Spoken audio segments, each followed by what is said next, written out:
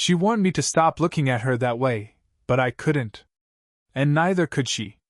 The story begins with a simple, ordinary setting, a cafe tucked into a quiet city corner. The air carries the faint, comforting aroma of roasted coffee beans mingled with vanilla from freshly baked pastries. Outside, the soft murmur of pedestrians passing by blends with the occasional clink of cups and chairs, creating a gentle, almost musical backdrop. Our narrator, a 24-year-old man with a thoughtful, observant nature, steps inside, expecting nothing more than a quiet morning to himself. But then he sees her. She's sitting near the window, sunlight catching strands of her hair, making them glow like spun gold. Her posture is graceful yet relaxed, a rare blend of poise and ease that immediately commands attention. She's laughing softly at something on her phone, an effortless, warm sound that pulls at him without any conscious intent. He notices the subtle details.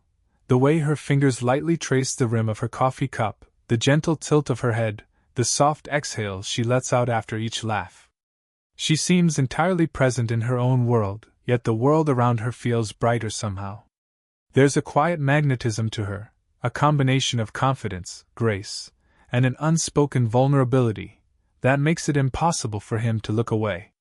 He orders his coffee but finds himself glancing back repeatedly.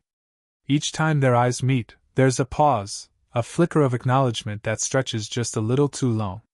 He feels it, the flutter of curiosity, a warm twinge in his chest, a sudden awareness of his own heartbeat. For a moment, the cafe seems to shrink around them, leaving just the two of them in the soft morning light.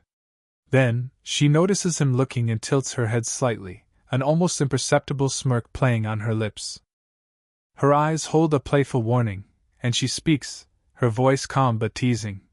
"If you keep looking at me like that, I'll forget my manners."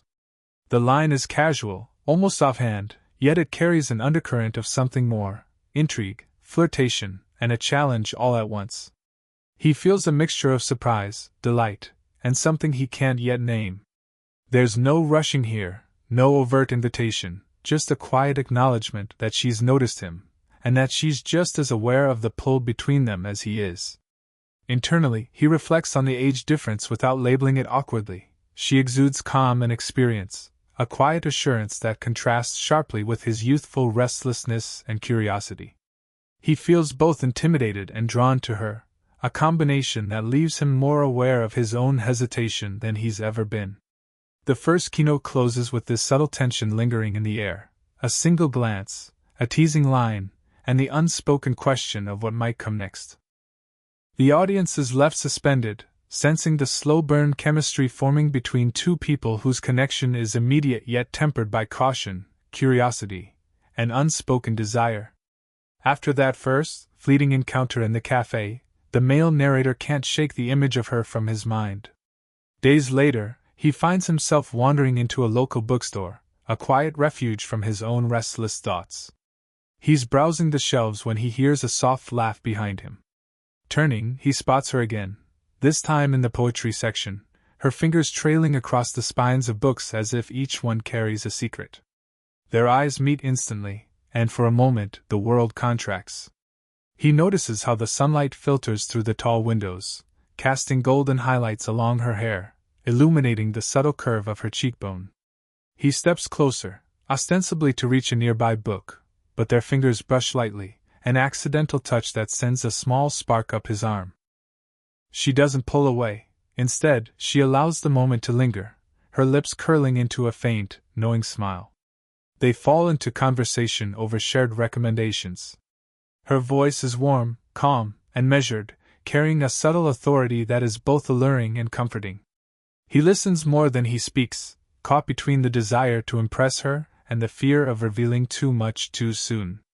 When he laughs at one of her witty remarks, he notices her eyes crinkle slightly at the corners, a small, unguarded detail that makes her feel more human, more approachable, and yet no less captivating.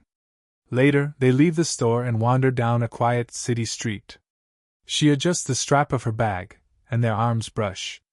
The contact is brief, almost dismissible to an onlooker, but to him, it's electric. His senses are heightened, the faint scent of her perfume, mingled with the earthy smell of rain-washed pavement, the warmth radiating from her hand as it grazes his, the rhythm of her steps in perfect, unspoken sync with his own.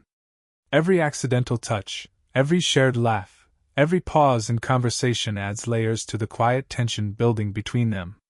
He notices her subtle gestures, how she tucks a strand of hair behind her ear, how her shoulders relax when she's comfortable, how her gaze shifts just slightly when she's considering whether to reveal more of herself.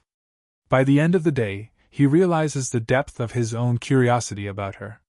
He's drawn not just to her physical presence, but to the calm confidence she carries and the quiet vulnerability glimpsed in fleeting moments.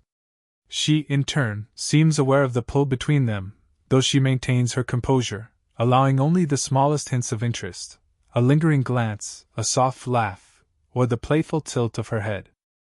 Keynote 2 closes with the recognition that something unspoken is growing between them. The tension is subtle yet palpable, like the static before a storm, or the first notes of a song that promise a melody he's eager to follow. The audience feels this delicate interplay of proximity and restraint, anticipation and curiosity, setting the stage for the deeper emotional connection to come. The days following their accidental meeting in the bookstore pass with a subtle restlessness in his chest. He finds himself replaying their conversation, the way her laughter lingered in the quiet spaces of the street, the calm assurance in her gaze.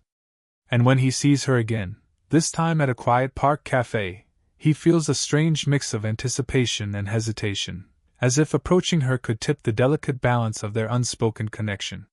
She's sitting at a small wooden table beneath the dappled shade of an old oak tree, sunlight flickering across her features. Her fingers absently trace the edge of her cup, a rhythm that mirrors the quiet cadence of her breathing. He sits down opposite her, careful not to crowd her space, yet aware of the subtle electricity that seems to hum in the air between them. Their conversation begins lightly, with shared observations about the day, but slowly, the walls start to lower. She talks about the quiet joy she finds in her work, the moments of solitude that recharge her, and hints at challenges she's faced without dwelling on them. He listens intently, feeling a growing admiration for her resilience, her balance of strength and grace. In return, he opens up in ways he rarely does, small stories about his family, his aspirations, the self-doubt that sometimes gnaws at him. At one point, their hands almost touch over the table. A subtle pause follows. Her eyes flick to his, catching the slight tremor in his fingers, the hesitation in his posture. He senses her awareness of his nervousness, and yet she doesn't pull away.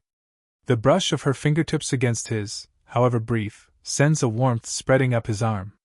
It's a touch that speaks more than words ever could: trust, curiosity, and a quiet invitation to connect. The conversation turns more personal as she shares a memory from her youth, a moment tinged with regret but also with a sense of humor about her own past mistakes. He leans slightly forward, drawn to her vulnerability, aware of the gentle rise and fall of her chest beneath the soft sweater she wears. She notices his attentiveness, and for a moment she allows herself a faint, unguarded smile, a glimpse of the woman beneath the composed exterior. Laughter punctuates moments of reflection, creating a rhythm that feels intimate and comforting. Every subtle glance, every soft intonation of her voice, deepens the tension that has been quietly building between them. It's not about urgency or rushing, it's about presence, attentiveness, and the magnetic pull of two souls recognizing a potential connection. Keynote 3 closes with a lingering silence that is rich with meaning. He feels the depth of her attention, the warmth of her presence, and the subtle hope that perhaps she feels the same curiosity and draw that he does. For the audience, this is the first true emotional bridge, the moment where their bond begins to transcend casual attraction and evolves into something that feels profound, tender, and promising. After the quiet, intimate connection they shared in the park cafe, the male narrator finds himself thinking about her constantly. Every detail, from the curve of her smile to the warmth of her presence, plays on repeat in his mind. The slow-burn tension between them is becoming harder to ignore, and life seems to arrange situations that bring them together with almost mischievous timing. One afternoon, they meet again at a small art gallery tucked between old brick buildings. The place is quiet, with soft classical music playing in the background, echoing faintly through the high ceilings. He notices the way she tilts her head slightly to examine a painting, the soft crease of concentration between her brows, and he can't help but stand a little closer than necessary, drawn to the graceful curve of her silhouette. Their banter begins lightly. She teases him about his overly analytical observations, pointing out that sometimes he overthinks even the simplest of things. Her voice carries a playful authority, and he finds himself smiling, laughing more freely than he has in weeks. At one point, she reaches for a book in a display, and their fingers brush again. This time, he doesn't pull back immediately. She notices, and a spark of amusement dances in her eyes. "Careful," she says softly. "You might be getting bold." As they move through the gallery, their playful challenges continue. He quips about her dramatic interpretations of abstract art. She counters with gentle teasing about his stubborn seriousness. Each remark carries an undertone of flirtation, a subtle testing of boundaries that neither wants to fully acknowledge aloud. Their proximity is electric, slight touches on the arm, shoulders brushing as they shift to view different pieces, the occasional lean that brings them just a breath closer than necessary. The subtle tension grows not from words alone, but from the small, sensory moments. The warmth of her hand near his as she gestures toward a painting, the delicate scent of her perfume mingling with the faint smell of varnish and paper, the way her laughter softens and lingers in the quiet corners of the gallery. He notices the way she occasionally lets her gaze rest on him just a moment longer than expected, a silent acknowledgement that she, too, feels the pull. For the male narrator, every smile, every teasing remark, every brush of fingers is both a thrill and a challenge. He struggles to maintain his composure, feeling the delicate push and pull of desire tempered by respect. She, on the other hand, enjoys the game, the subtle power of initiating tension, of seeing how far he will allow himself to be drawn in without crossing a line. Keynote 4 closes with an almost imperceptible charge in the air between them, a shared look, a quiet laugh, and the unspoken question: how much longer can they maintain this dance of playful friction before emotions tip into something more profound? For the audience, this is the point where romantic tension blooms fully, teasing the promise of closeness, but still holding back, keeping the slow burn alive and utterly irresistible. After weeks of subtle encounters and teasing tension, the male narrator finds himself caught in a storm of emotions he hasn't fully faced. Every thought seems to lead back to her, the curve of her smile, the warmth in her voice, the quiet confidence that draws him in like gravity. And yet, there's a hesitation he cannot shake. The age difference hovers in his mind, not as a judgment, but as a quiet awareness of the world's eyes and the potential vulnerability on both sides. They meet again, this time at a cozy little bookstore cafe on a rainy afternoon. The air smells of coffee and old paper, mixed with the faint chill of the rain slipping through the slightly cracked window. Outside, puddles ripple under the soft patter of droplets, creating a serene rhythm that contrasts with the turmoil inside him. She's seated across from him, hands wrapped loosely around a warm mug, her posture calm and collected, yet he notices the subtle tension in her shoulders. Their conversation begins lightly, but beneath the words is a current of unspoken feeling. Every glance, every fleeting brush of her hand against his, sends a jolt of awareness through him. He wants to reach out, to close the distance, to let her feel the intensity of his attention, but the weight of hesitation holds him back. What if he misreads her signals? What if the connection they built is fragile and could break with a single misstep? She, too, seems caught between desire and caution. Occasionally, she tucks a strand of hair behind her ear, eyes flicking to his as if testing the waters. There's a brief, almost imperceptible sigh when she thinks he isn't looking, a quiet signal of vulnerability she rarely shows. He senses it immediately, and it deepens his own conflicted feelings, the pull of wanting to comfort her, to close the emotional gap, while also respecting the invisible boundaries she's drawn. Their proximity is filled with sensory tension. The warmth radiating from her mug, the soft brush of her coat as she shifts in her seat, the faint perfume lingering in the air, all combine to heighten every unspoken word between them. He notices the way her eyes light up when she laughs softly at something he says, and the faint crease of concern when she pauses mid-sentence, as if weighing whether to share more. Every detail amplifies the silent push and pull of their connection. Keynote 5 closes on this crescendo of internal conflict. He knows he wants more closeness, more emotional intimacy, but he fears disrupting the delicate balance they've established. She feels it too, a mirrored hesitation, a quiet longing that neither dares fully acknowledge. The audience is left at the peak of emotional tension, feeling the ache of restraint, the delicious frustration of desire held in check, and the anticipation of what will happen when one of them finally allows the other to cross the invisible barrier of hesitation. This moment sets the stage for the next chapter, the turning point where vulnerability meets courage, and the slow burn romance moves toward its first true acknowledgement of feelings. The tension that has been quietly building between them reaches a pivotal moment. The male narrator and the older woman find themselves in a small, cozy bookstore cafe once again, the familiar scent of coffee and old pages mingling with the faint, lingering notes of her perfume. It's a quiet afternoon. The world outside is soft and muted under a gentle drizzle. For the first time in weeks, neither of them tries to mask the pull that has grown between them. Their conversation begins lightly, but it quickly drifts into personal territory.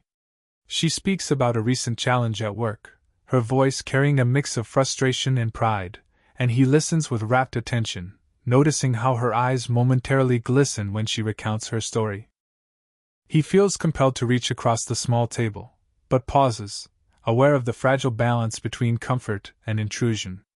Then it happens, an almost instinctive gesture.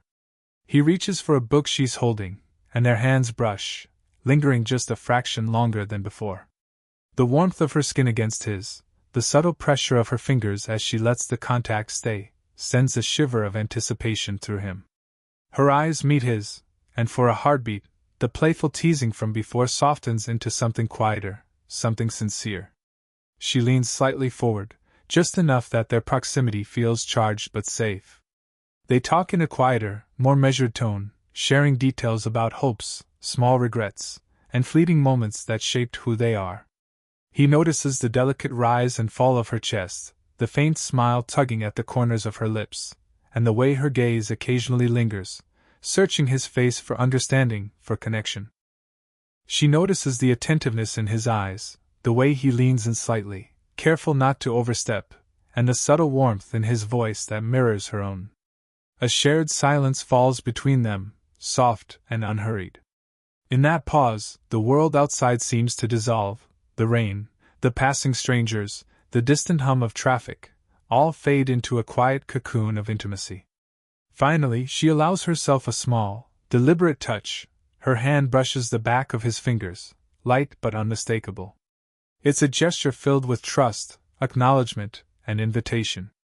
He responds gently, letting his hand hover over hers for a moment, feeling the electric warmth of closeness without rushing it.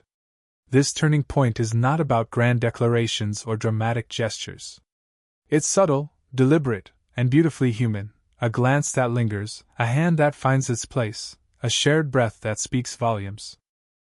They are both fully present, fully aware of the pull between them, yet respecting the slow rhythm of discovery. Keynote 6 closes with a sense of hope and anticipation. The emotional and romantic acknowledgement has finally begun. They have crossed the threshold from hesitation to connection. The audience feels the tension release in gentle waves, sensing the promise of deeper intimacy, trust, and affection that is still carefully unfolding. This is the moment where their slow burn romance begins to blossom fully, paving the way for the warm, satisfying resolution to come. The story reaches its tender conclusion on a quiet, late afternoon, the golden light of the setting sun spilling through the windows of the same cafe where their connection first sparked. The male narrator sits across from her, a soft smile tugging at his lips as he watches her stir her coffee absent-mindedly, fingers tracing the rim of the cup with the same gentle rhythm he has come to adore. There's a familiarity now, a shared understanding that has grown naturally, quietly, over weeks of teasing, laughter, and stolen glances. She looks up at him, and their eyes meet with a warmth that neither of them tries to hide.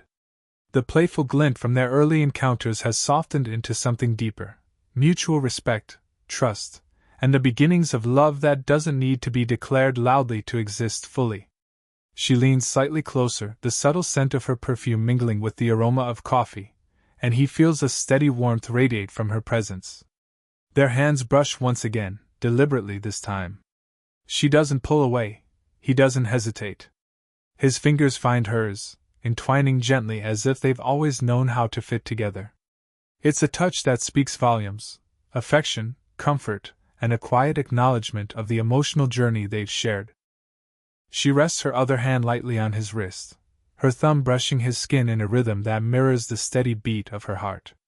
Conversation flows effortlessly, punctuated by laughter and comfortable silences. They share small dreams, little hopes for the future, and the acknowledgement of the lives they've lived, her experiences, his youthful curiosity, the way they've grown to understand and appreciate one another's perspectives. The age difference that once seemed a potential barrier now feels natural, woven seamlessly into the tapestry of their connection. At one point, she tilts her head slightly, letting her cheek rest briefly near his shoulder as they both watch the world outside the window. He feels the warmth of her breath, the subtle pulse of her presence, and the quiet steadiness of her heartbeat.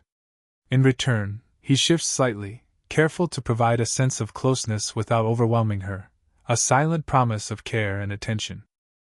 There is no urgency, no pressure, just the peaceful intimacy of two people who have found a gentle, mutual rhythm. The moment lingers, a quiet affirmation of everything that has come before: the curiosity, the hesitation, the teasing, the emotional vulnerability. They walk out of the cafe together as the sun dips lower, the city streets bathed in soft, amber light. Their steps fall into sync naturally, their fingers brushing occasionally, sharing warmth without needing to announce it. It's a connection that feels complete, deeply human, and profoundly satisfying.